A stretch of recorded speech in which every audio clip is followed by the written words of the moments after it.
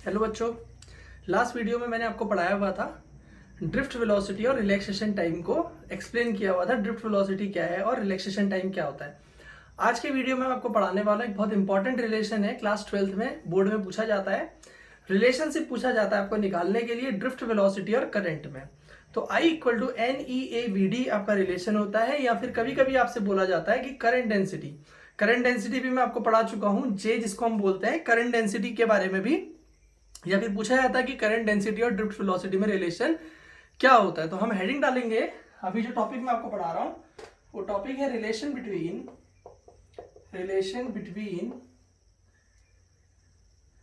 Electric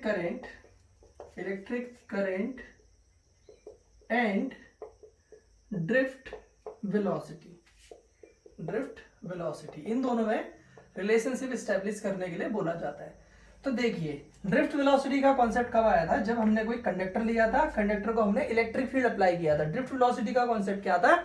जब वो सारे के सारे इलेक्ट्रॉन एक के पीछे एक और एक पर्टिकुलर डायरेक्शन को फॉलो करते हुए चलना शुरू करते हैं, उस समय जो उनकी वेलोसिटी होती है उसको हम ड्रिफ्ट वेलोसिटी कहते हैं। तो देखिए, लास्ट वीडियो में हम लोगों ने देखा हुआ था, ये मान लीजिए आपके पास कोई कंडक्टर है जिसकी लेंथ L है, क्रॉस सेक्शनल एरिया आपका A है, आपने इसको किसी बैटरी से जोड़ दिया है। यहां पे आपका इलेक्ट्रिक फील्ड सपोज इसके पास E है, ठीक है। तो जैसे ही आप बैटरी से जोड़ेंगे तो सारे के सारे जो इलेक्ट्रॉन्स हैं इस तरीके से वो एक पर्टिकुलर डायरेक्शन को फॉलो करते हुए चलना शुरू कर देंगे। नेगेटिव उसको कौन अट्रैक्ट करेगा? पॉजिटिव। तो ये इस तरीके से यहाँ को चलना शुरू कर देते हैं सारे के सारे इलेक्ट्रॉन्स, ठीक है। और इलेक्ट्रॉन के मोशन के अपोजिट डायरेक्शन में करंट फ्लो करता है, तो यहाँ आपका I हो जाएगा और यहाँ भी आपका I। तो इलेक्ट्रॉनों के मोशन के अपोजिट डायरेक्शन में करंट फ्लो करेगा। ये आपकी लेंथ हो गई और ये ए आपका क्रॉस सेक्शनल एरिया होगा और ये आपका इलेक्ट्रिक फील्ड है। तो आपने कहा let us consider a conductor of length L and cross sectional area A, ठीक है। जो इलेक्ट्रॉन यहां मूव कर रहे हैं उनकी ड्रिफ्ट वेलोसिटी VD है। तो आपके पास क्या हो जाएगा? देखो, बाय डेफिनेशन ऑफ पोटेंशियल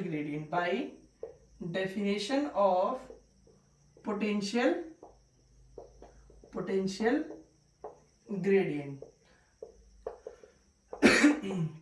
मैंने क्या पढ़ाया था आपको कि अगर कोई भी चीज डिस्टेंस के साथ चेंज करते हैं तो उसको ग्रेडियंट बोला जाता है।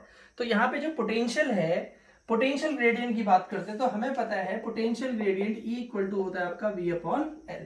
तो जो इलेक्ट्रिक फील्ड आपका होगा यहाँ पे E is equal to V/L। E आपने अप्लाई किया है, L आपका एक कंडक्टर की लेंथ है और इस तरीके से आपने यहाँ पे पोटेंशियल सपोज कितना कह दिया, इसमें V लगाया हुआ है, ठीक है।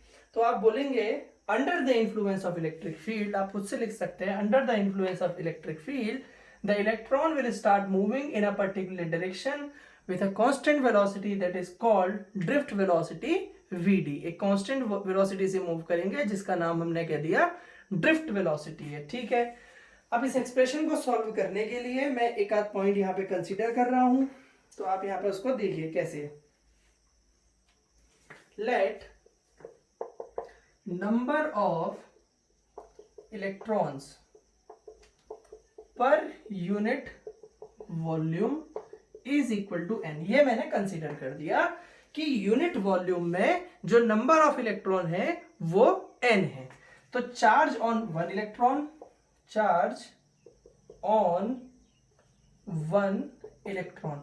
एक इलेक्ट्रॉन के पास चार्ज कितना होता है? E। अगर मैं आपसे यहां पे कहता हूं कि आप इस कंडक्टर के वॉल्यूम की बात करिए, अगर आपसे मैं बोलता हूं वॉल्यूम ऑफ कंडक्टर, इस कंडक्टर के अगर वॉल्यूम की बात करता हूं तो वो होगा A into L, area into length, यही तो होगा एरिया इंटू लेंथ, ये इसका वॉल्यूम आ गया। तो आपने कहा कि कंडक्टर के यूनिट वॉल्यूम में N इलेक्ट्रॉन है। यूनिट वॉल्यूम मतलब एक वॉल्यूम में N इलेक्ट्रॉन है। अगर वॉल्यूम 2 होगा तो 2N इलेक्ट्रॉन हो जाएंगे, 3 होगा तो 3N हो जाएंगे, और वॉल्यूम जो भी होगा उससे आप उसको मल्टीप्लाई कर देंगे। तो यहां पे आप सोचिए कि इस कंडक्टर का वॉल्यूम कितना है? A into L। और एक वॉल्यूम में इलेक्ट्रॉन्स है n, तो इतने में कितने हो जाएंगे NaL। तो आप यहाँ पे क्या लिखते हैं देखिए, अब इसको नोट करेंगे तो उसके बाद हम लोग लिख देंगे number of electrons in conductor equal to number of electrons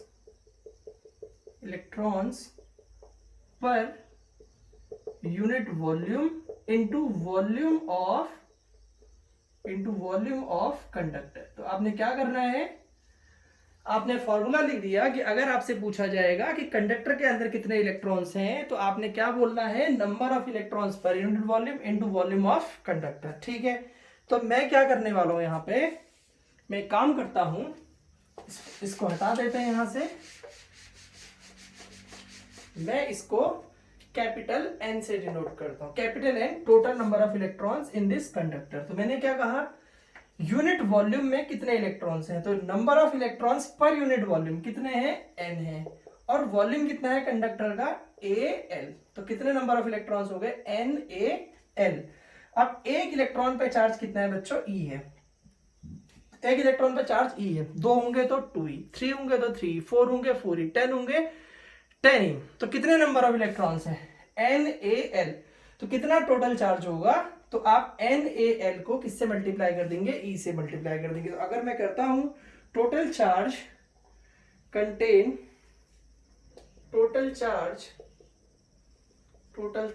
contained by conductor is equal to कितना हो जाएगा, आपको पता है देखो formula Q equal to NE होता था।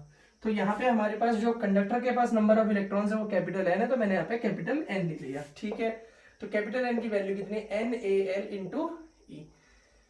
तो ये आपके पास Q निकल के आ गया। ठीक है, अब आपको जो एक्सप्रेशन करना था, अब हम थोड़ा सा सोचते हैं टॉपिक के बारे में और फिर हम आगे बढ़ते हैं। देखिए, आपको करंट निकालना है, रिलेशन बताना है करंट और Vd के बीच में। तो अभी जो मैंने यहाँ पे निकाल दिया, मैंने क्या निकाल दिया, Q निकाल दिया। तो कुछ बच्चे सोच रहे होंगे हम Q क्यों निकाल रहे हैं, क्योंकि देखो बच्चों करंट I इक्वल टू कितना होता है, Q बाई T होता है। तो हमारे पास है फॉर्मूला I इक्वल टू होता है हमारे पास Q बाई T। तो भाई Q की वैल्यू तुमने NaLE अपॉन T हो जाएगा। T क्या है, टाइम इक्वल टू, आपको पता है फॉर्मूला होता है डिस्टेंस अपॉन वेलोसिटी, क्योंकि आपको पता है formula velocity equal to distance upon time होता है। तो time equal to distance upon velocity.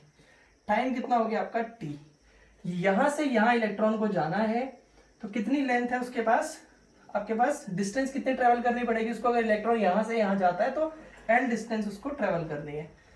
किस वेलोसिटी से जा रहा है, Vd से।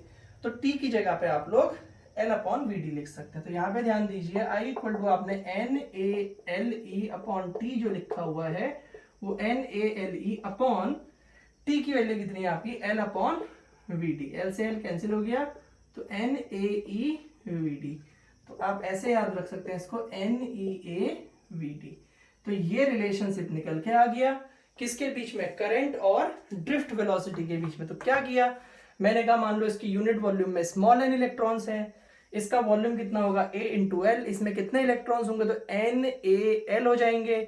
एक इलेक्ट्रॉन पे चार्ज कितना होता है E, तो टोटल चार्ज कितना कंट्रोल करेगा, तो आपने NaLE था। करंट क्या होता है I equal to Q by T, Q total charge जो इसमें से फ्लो कर रहा है T टाइम में, तो I equal to Q by T, Q की वैल्यू T लिखी। टाइम क्या है, यहां से यहां जाने की डिस्टेंस अपॉन वेलोसिटी, डिस्टेंस कितनी है L, वेलोसिटी कितनी है Vd, तो L अपॉन Vd।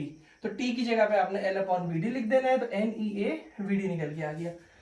ये तो आपका एक्सप्रेशन हो गया। दूसरा एक्सप्रेशन इसमें और पूछा जाता है कि J निकालने के लिए आपसे कभी कभी पूछा जाता है। तो आपको इंपॉर्टेंट रिलेशन है, ये याद होने चाहिए। अब आगे को भी डेरिवेशन सॉल्व करवाऊंगा तो वहां भी काम आएंगे।